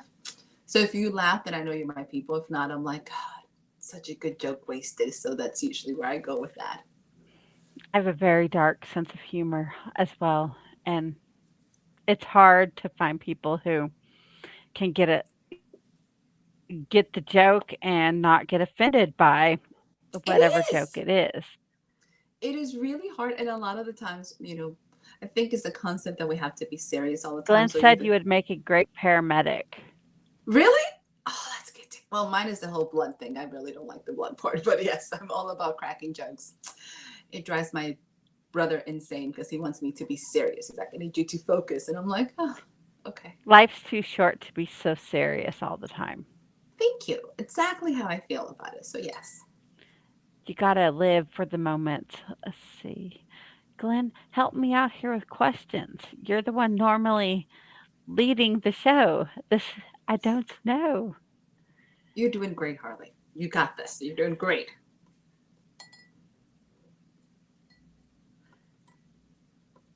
Okay, I asked about her books. Let's see. Let's tell us a little more about your books altogether. Okay, so we want to go through a whole bunch of them. So I have multiple series. So if you are urban fantasy, you can pick up my Reaper's World, which has this intern. If you do not like fantasy, which I'm going, really? Why wouldn't you like fantasy? I have a series that takes place also in Texas, small town. It's contemporary dark humor. So I have a depressed cat lady turns arms dealer. So that's usually a lot of the things for the people who don't enjoy my fantasy world, want to try something that is contemporary. It is a bunch of middle age, as I've been reading ladies, women of a certain age running the world, and as much shenanigans as you can possibly imagine. So it's usually a lot of fun and wild. That sounds amazing. So yeah, the cat lady special is hysterical, and it's kind of it's very bonding oriented. Somebody asked like, if it's only for women, I'm like, anybody can read it. Like my readers have picked it up and loved it just because they're insane. So I have a bunch of grandmothers trying to sell guns because who says no to your grandmother? Let's be honest. Like who says no? Exactly. So That sounds like that would make an awesome movie right there. So Bunch much of fun. crazy little ladies cat ladies trying to sell you guns. Yeah. So as they're trying to deal with it. So book one is the cat lady special, book tub's a desperate cat lady because if it wasn't enough trying to run an evil empire, then she has a dead body in book two. So she's like, you got to be kidding me. So a lot of my books I get to play with some of my obsessions at the time. And I think a desperate cat lady was all about the blacklist. because every single character in here wants to be, Mr. Red, and they're like, no, stop, stop. Like whoever gave them cable was gonna hurt for this because they're all insane. So yes. That's pretty awesome. I well, Glenn, I already asked her when she started writing, and I asked about the characters in the book. Well, what is your favorite character in your book that you have written? So probably my favorite and everybody's favorite is Constantine, that happens to be a 5,000-year-old talking cat. So Constantine is the guardian for all the interns, and he is probably as mad as you can possibly imagine, because for anybody who has a cat should know that they're all insane and want to control you. So he is that spicy little cat that tells you as it is, and you just have to take it because he's insane. So yes. So Constantine has been everybody's favorite.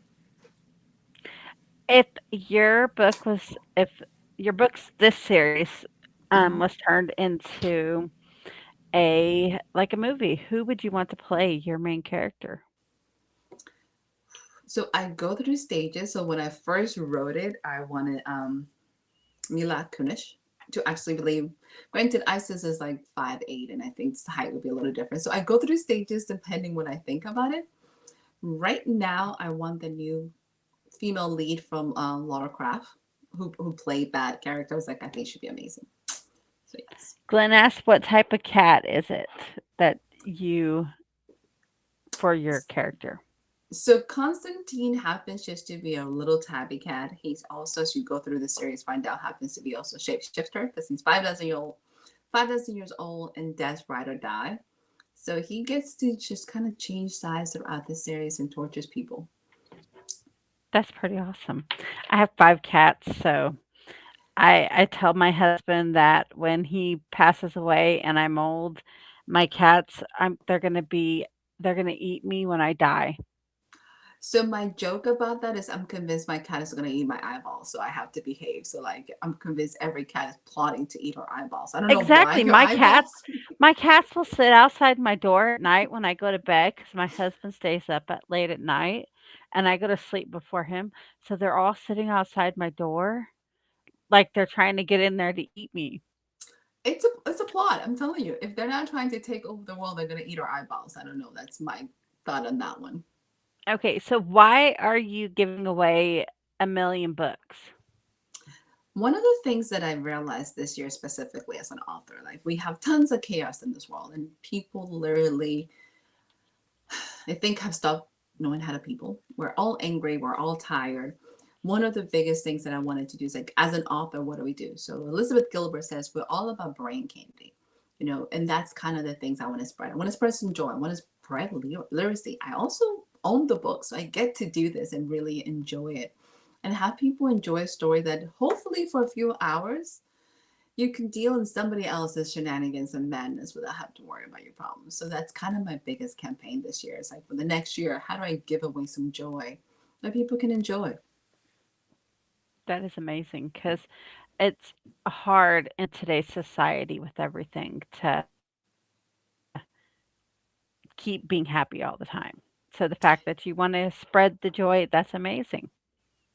It's one of the fun things we can do as authors is kind of spread the things that we do in the things that we enjoy and love. And books keep me happy at the end of the day. Like regardless what's going on, books tend to just keep me very entertained. So if I can share that with other people, it's kind of fun. And now I can do it on my website directly. So it makes it even easier for people just to pick up a book and get it directly emailed to you. Just get lost in the story. Would you ever consider turning your books into audiobooks? I'm currently working on that process just to see if I can get them out there. My goal would be to actually put them in my YouTube channel so people can listen for free. I'm in this whole campaign. I was like, how do I spread this as much to people and have them really enjoy these books? So yes. Because I know personally myself as an autistic person, it's hard for me to sit and focus on, like, even with it being on my phone, to Mhm. sit and focus. And so I'm huge into the audiobooks because I could just put my earpiece in and go and do whatever and still listen to the book. I Let's have see. converted to an audiobook listener, reader, I guess we can look at it in the last year. just because it's the only way I can consume books and actually still get things done. So Exactly. And I feel very productive. I've got 3 kids that live at home, and so it's hard to sit and read a book without wanting one of them wanting something. Let's see, lead into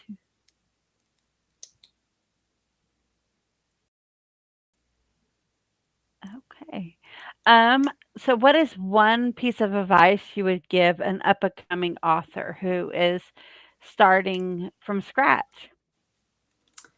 One of the hardest part for me as an author that I'd like to remind people is to enjoy the writing process. I think sometimes we get so consumed in trying to edit the book as we write or trying to get all the perfect roles that we forget to enjoy writing. I think as a writer, that's the creation process to me is the most fun. So if I can give any advice to any aspiring authors, to enjoy it, to enjoy the story, to enjoy the first time put it on paper, to enjoy your characters. I tell people that I tend to don't write a backstory to my characters as I write them. So like I meet them on the page, like I go on a date with my characters.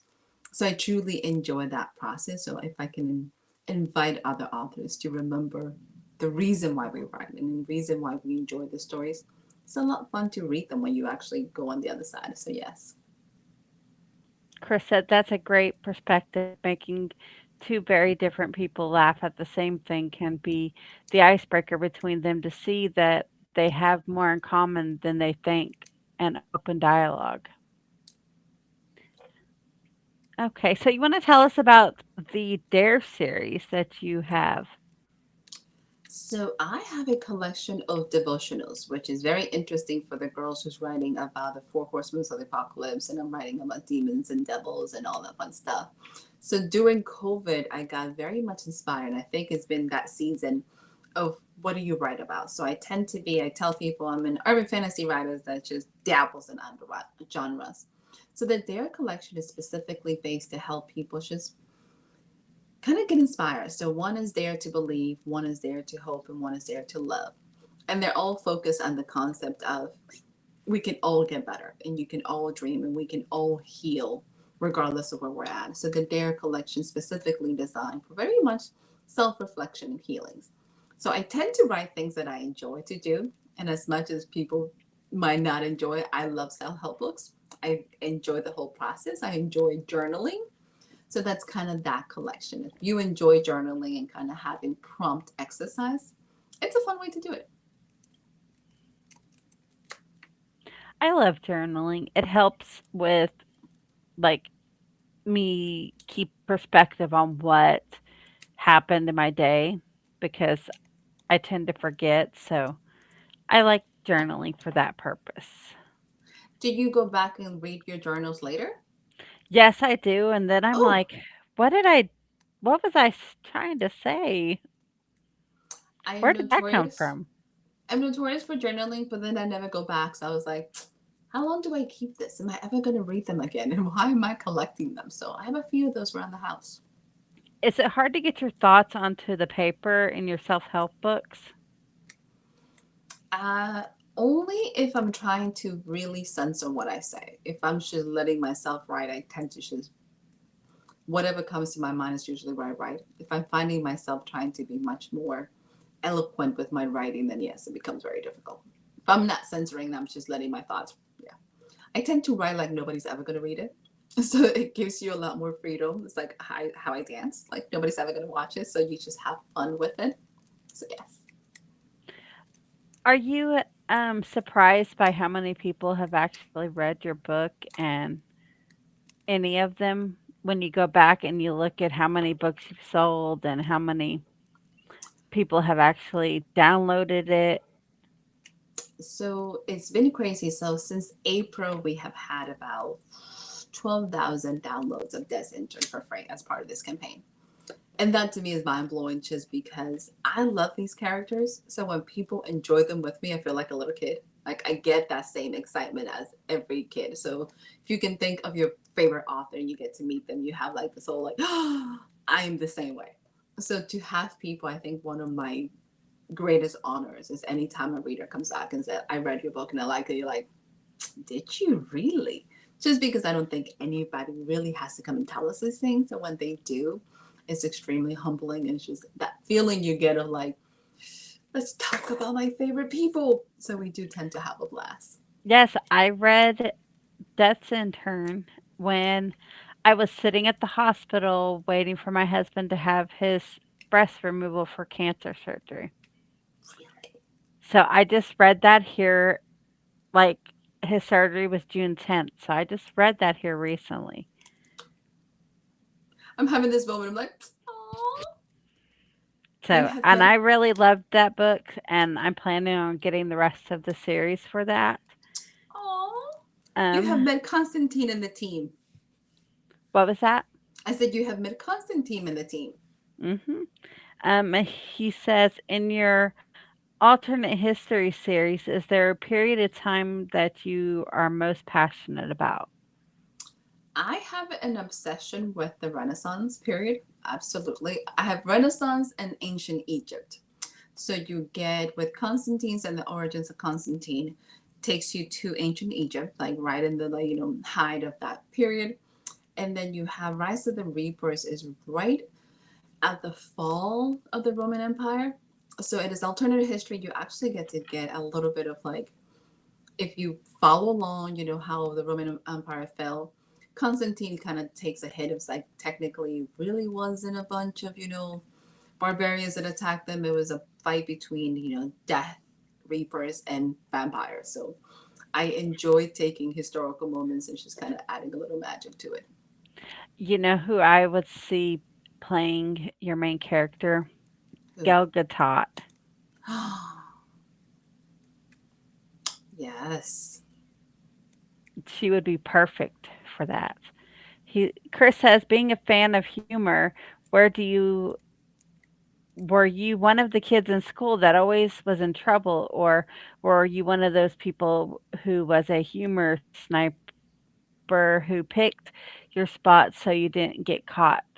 He said he was the second. I was a combination of a little nerd and a smartass. I think that was the part. I just kind of played along on both sides. So I usually tended to have just ongoing commentary about everything. As I got older, progressively, she just got worse. So now I just tend to be very much that person who just gets in trouble for just. I have nicknames for everyone. Like my characters all have nicknames. My vehicles all have nicknames. So the vehicles in the series have nicknames as well. So it becomes an ongoing joke. So yes. That's awesome. Let's see. Glenn's typing. This is a very weird show, Glenn, just so you know. You're doing great, Harley. You are. I'm like, yes.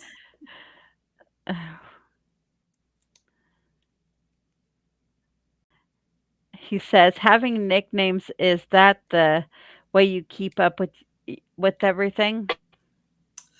Technically is my way to cheat when I can't remember my character's name. So I have one of the characters in the series happens to be Eric. I remember his first name, so Eric, and now I finally remember his last name was Smith. So Eric happens to be a witch / cop in the series. And for the life of me, I could not remember this man's name or what I had named him, because going back would have been too easy. So Isis goes through the series calling him, Mr. Sexy Pan or Angry Bud, and she just keeps coming up with all these names. So all the readers like, oh my God, that is so funny. I was like, yeah, I could not remember Eric's last name to save my life. So we just kept calling him something through the entire book. So it's more my take when I can't remember who they are, which is going to give them a nickname. Chris says, anybody who calls themselves a combination nerd and smartass is an author right up his alley. I totally am. There's nothing I can do. Well, Chris, if you want to look, the first book in the series is on Kindle right now, and it is really good. So check her out. It's super fun, super kind of goofy. So yes. Well, and like the prices for the other books in the series, they're not that bad on Kindle. They're really not.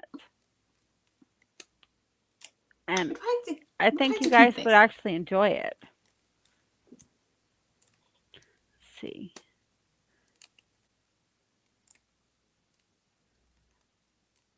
What is your, like, this may sound weird, but like some authors have a favorite time of day to write. Because I know I've interviewed one before, and she liked writing early in the morning when her kids were asleep. What is your favorite time of day to write? So ideally, I'm a morning person, so early morning would be great. Doesn't always work that way, but I'm a seasonal writer. I don't know if this makes any sense to people. Like for a person living in Texas, I'm probably in the wrong place in the country, but I really enjoy the fall and the winter, like seasons. Like those are my favorite time to write as a whole. I don't feel like I need to be outside. It's not 100 degrees. It's just none of that. So unfortunately, I tend to never plan well enough to pick my writing time, but I prefer early mornings is fun. I prefer the winter to write. I prefer legit spring, fall, not summer. Texas has 8 months of summer, so I don't know why I'm in denial about I this, but grew up in yes, Oklahoma, so I completely know. yes, this is I my moved struggle. from Oklahoma to Ohio in 2018, where we have all the seasons. And I our first winter here, we had snow. And I didn't know what to expect with that because we never got snow. We got ice, Yep.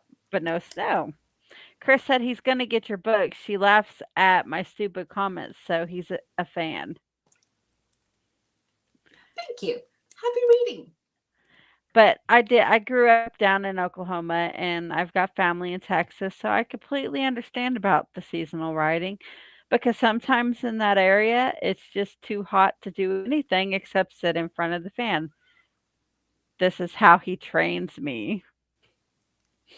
That's what Glenn said You're on doing the in good. the comments. He said, "This is how I train Harley."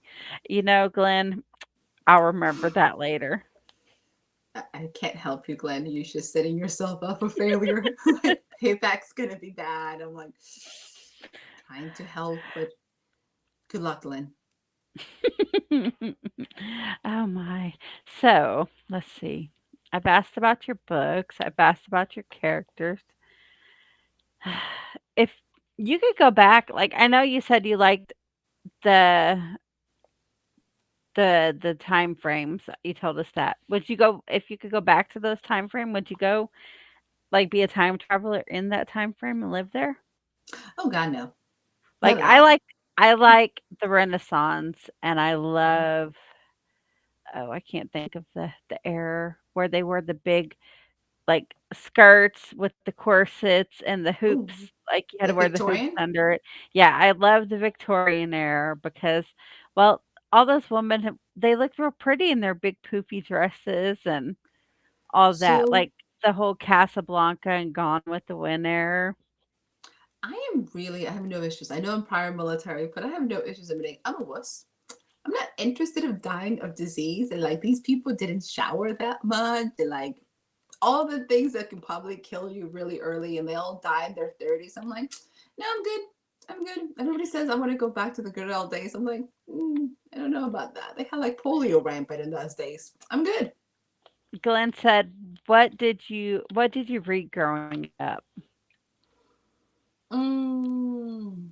Oh wow. Let's see.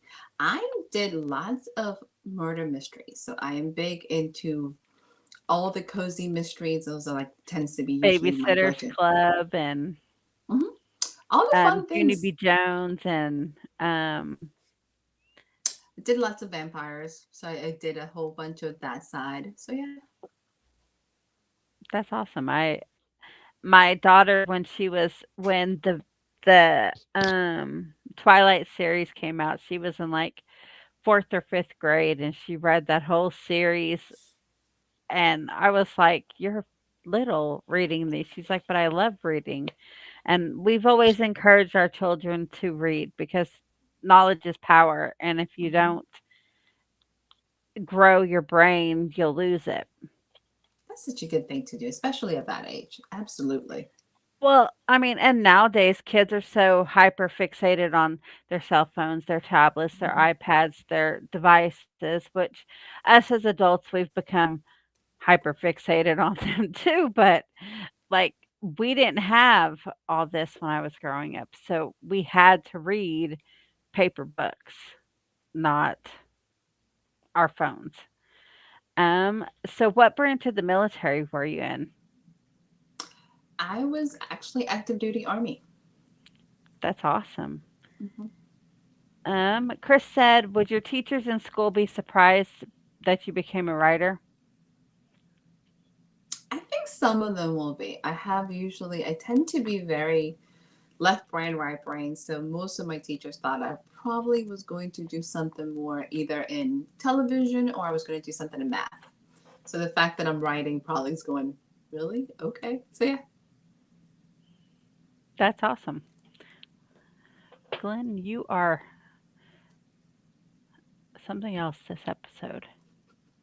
You're doing great. You're doing great. Well, I mean, I interviewed an author before, but I didn't have to do a hour show. So for me, I have autism, so it makes it hard for me to stay focused on the topic and not just wander off of the topics. You can talk about anything. I will follow you along. So pick whatever you want to discuss. We can chat about anything. He said, tell us about your time in the military.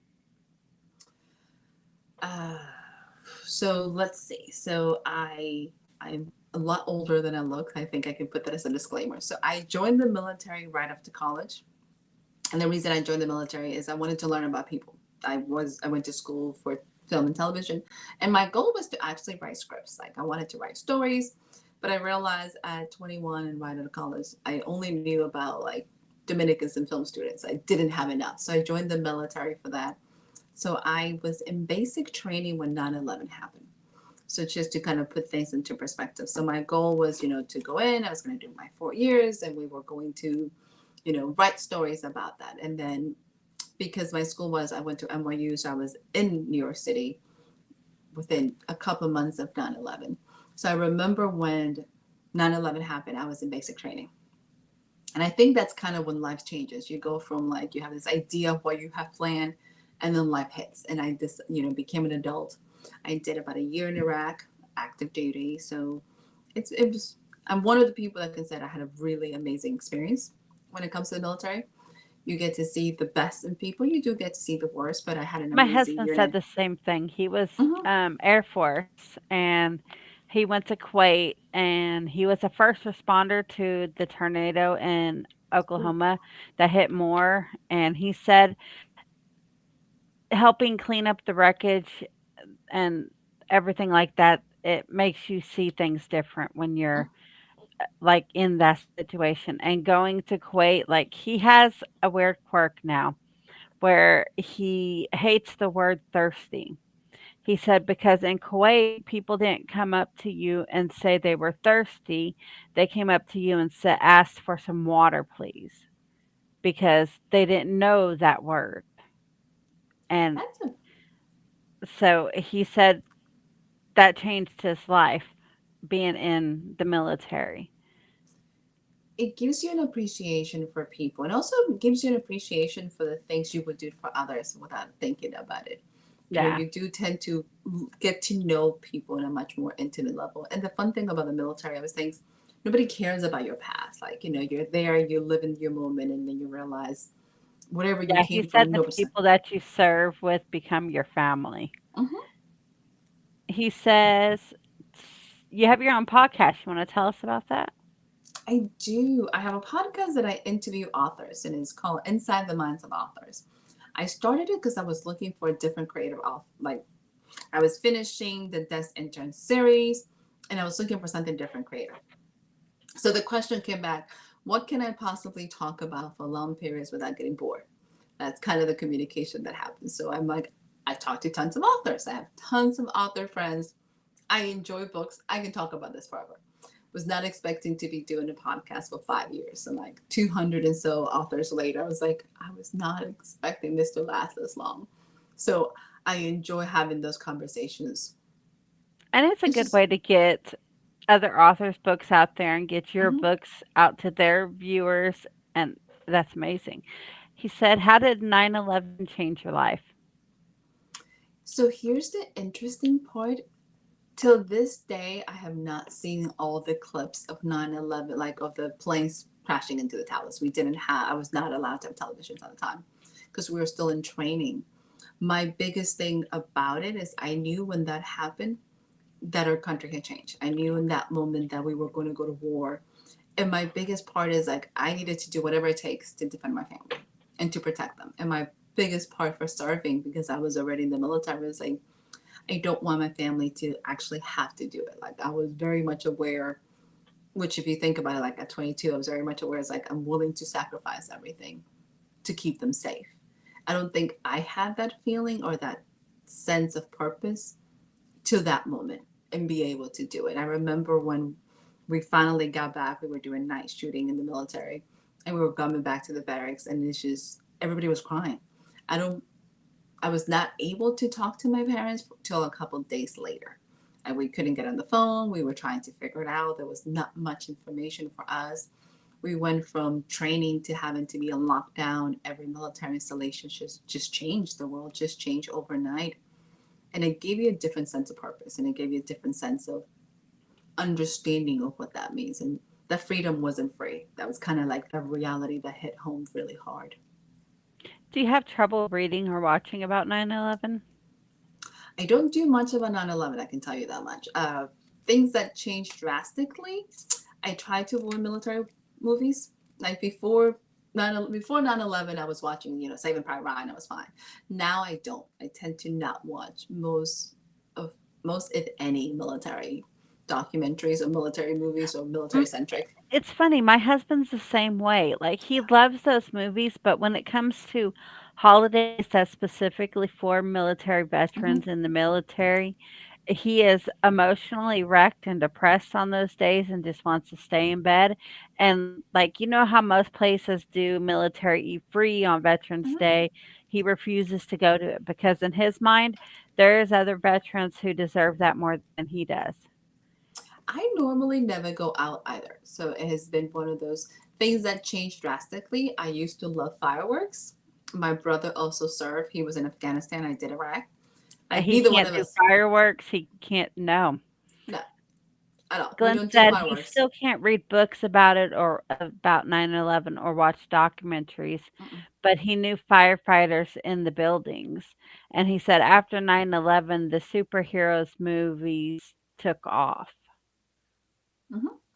Yeah, I completely don't read about it. I don't try to watch it, and it's just a different sense of.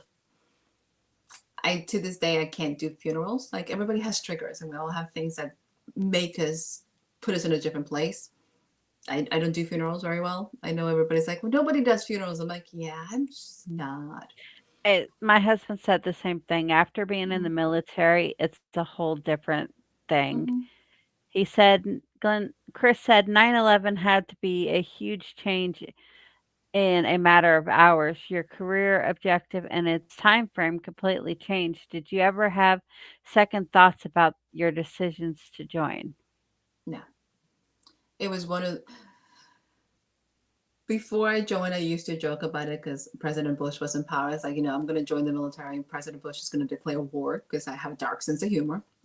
When 9/11 happened, I did not at all question it. We did have soldiers that were like, I joined for the college money. I wasn't planning to go to war. That concept never hit home. Like, I never actually had any doubts that I was not going to serve. I didn't have any doubts that I shouldn't be there to begin with, which is interesting because if you ask my family, like you made it through the military, I was like, I'm the most like girliest, wimpiest kid in my family. Like, we're surprised you made it. I'm like, thank you for the vote of confidence. I feel so much better about you guys. So no, but don't regret it. Absolutely love my military family. Where was your favorite place to go while you were in the military?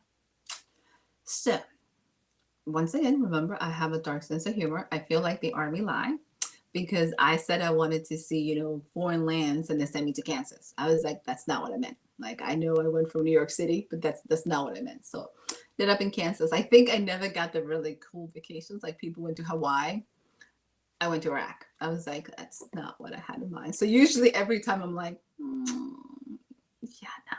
So Yeah, my favorite place? husband, he went to Kuwait, he went to Canada, he went to quite a few places because he was young and he volunteered for a lot of flyaways. Good. And Also, he the Air didn't have Force. kids, so he volunteered for everything. The Air Glenn Force has really said, cool missions too.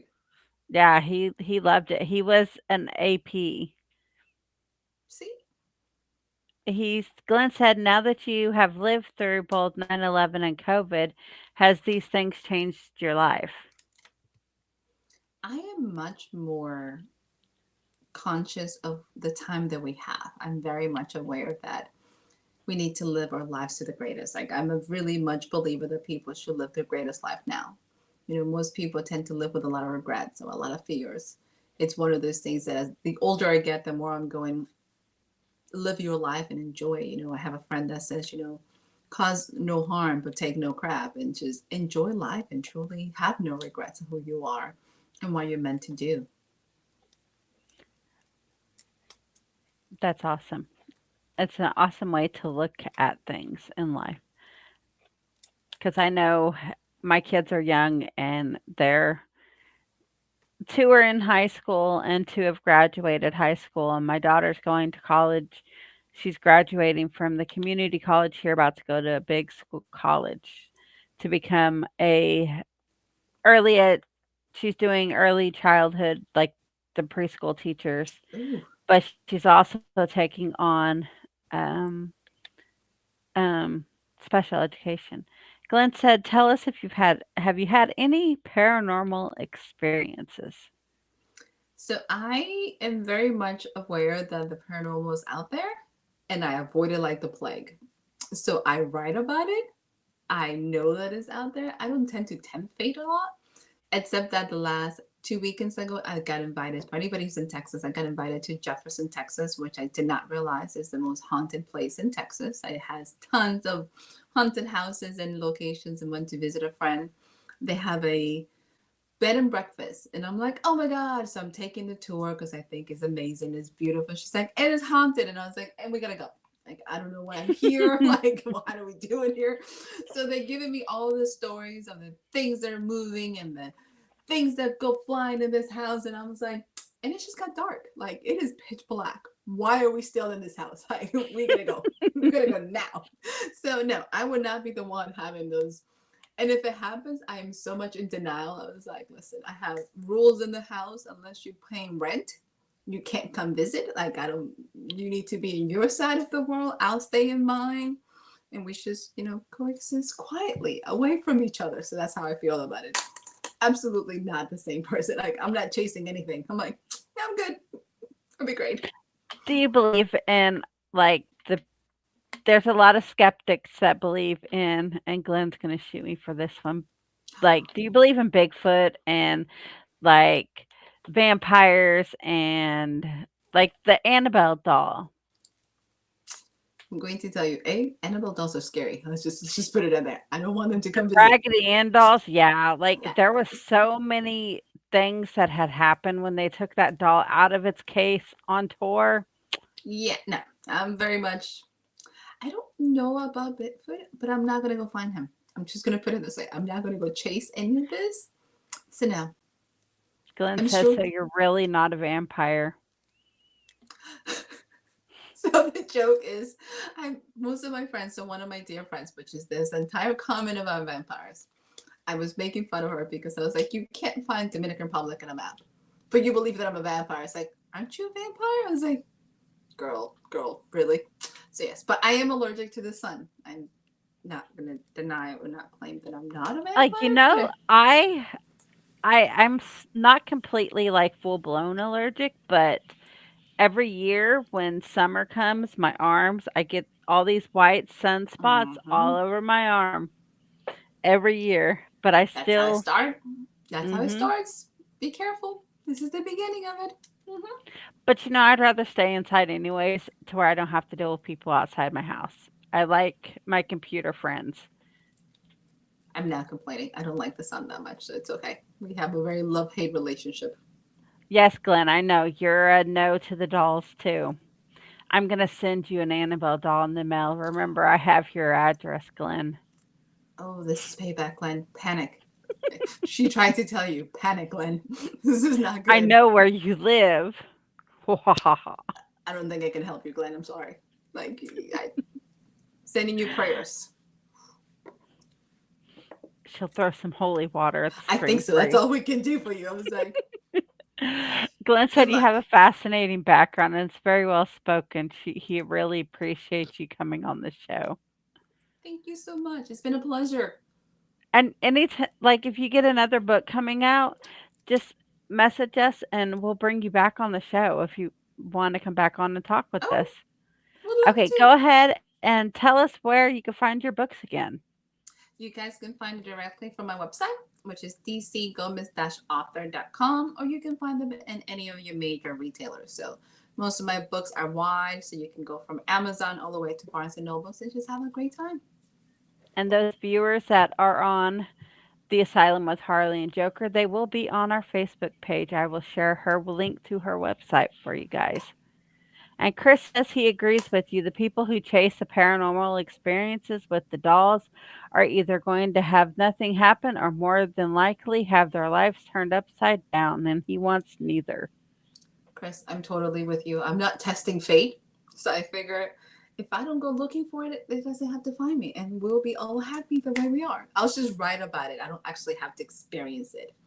I do fantasy, not like, biography. So that's how I feel about it. I'm like, it'll be all great. And he said, what are your future plans?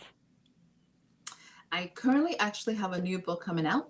I am doing a cottagecore. My last book came out last September. I did a spicy retelling of Little Red Riding Hood, and she was not the good one. So it was a Oh, I need that book. serial killer / assassin, depending how you're looking at it, and she's definitely not the good one. So super fun, crazy twist. The new one coming out, it is almost a bad family reunion, if you can possibly think about it, Reaper style. So, And we can find all your books on your webpage, right? yes, you can. Okay. I'm going to have to check that one out since I've already read Death's Intern.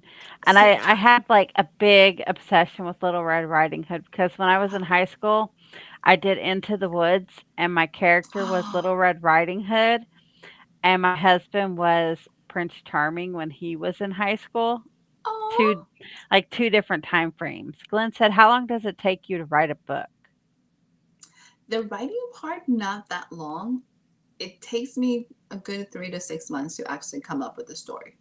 I am a plotter, so normally once I have an idea, I can plot very quickly and go from there. I do percolate a lot with my stories. Like I think a lot about them. I think about my entire book before I start writing. So once I have an outline, I can write pretty quickly. The process to get there is usually what takes me a while.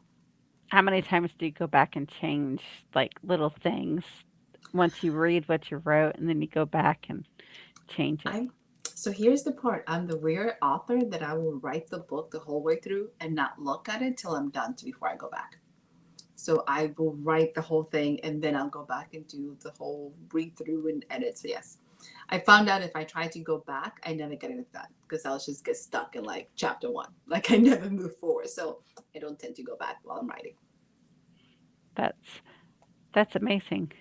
It takes a lot of perseverance to not want to go back and I'm always behind a deadline, so not really. This is called I'm always like late, so never I don't have time to go back if I'm trying to finish the book. So yeah. Chris said, can you repeat your podcast name so he can follow you right now? Absolutely. It's Inside the Minds of Authors. We did this season all live on YouTube and Facebook, so the actual recordings are going to come up this fall. So you'll be able to catch all the authors that we had in there, and it's all genres, all different kinds of books. The fun thing about it is each podcast starts with a reading, so the authors get to do a reading of their books. So then we have a nice little discussion. I might have an author for you. Sweet. Absolutely. So I will look you up and message you her name because she writes dark, spicy romance. Ooh. And she just came out with a new book herself. I don't do romance very well. I'm trying. It hasn't worked really well. She does. Hers are like, on TikTok, they have the smut. That's her. Okay. Pretty good. And I've had her on my show before. Her books are good. And guys, if you do not go check out any books, check DC's out because her books are awesome. I've read one of Oh, them. I could go from experience.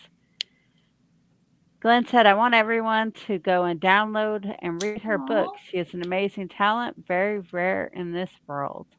thank Yes. you so much. Thank you for pointing that out. I missed it. Thank you so much. Glenn, just wait till I can see you. Okay, guys. I am not sure what else Glenn wants me to do. You have done amazing. You did great. See, you got an entire hour. Glenn said he's so glad that we had you on here, even though you zapped his energy. I think something else sapped your energy. That's what happens when you're talking about other people bad. I'm totally innocent. But if I did, I picked Yeah, it up because I Glenn, feel okay. it's something else that got you. It wasn't her. It was the dog. The dog zapped your energy because she was mad at you because you didn't pay attention to her tonight. That could be it. Pets have a way of doing that. So, do you have any cats? Because I know you said that you.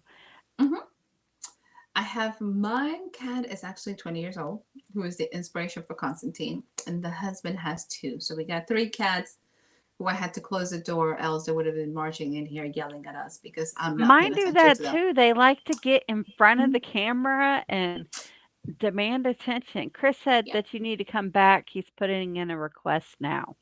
Oh, absolutely. Let me know. I would love to. Yes, we need to have you back on when Glenn could talk to you himself too. I would love to. That sounds amazing. Okay, well, Glenn, you know I can't end your show because, well, I don't have the controls to do any of that. Oh my. So, okay, you, my autism's going all over the place right now. Um, he says your next books need to. He said your next book needs to have you come back and visit. I would love to. It should be fun. And I'm gonna have to go on the site and check out your romance, your book about Little Red Riding Hood. It's called Cursed by Fur. So yes. Then it gives me a little. Okay. Well, guys, go check out all of her books, and we will see you next time. And we will definitely have to have you back to talk about your new book. Thank you so much. Bye, everyone. Good night. Bye. Thank you. Bye. Okay, guys. Well, that is it for this episode because, well, Glenn's not here to exit us. So I'm going to say goodbye.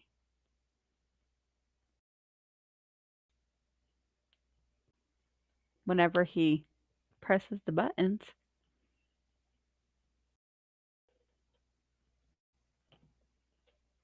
Nope, you're still not there.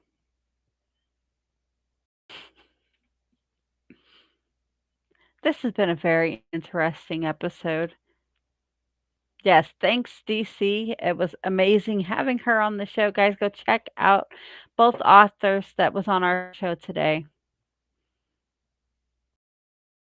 And don't forget to go like and subscribe on Para or Normal Guyz and all of the other shows in the network.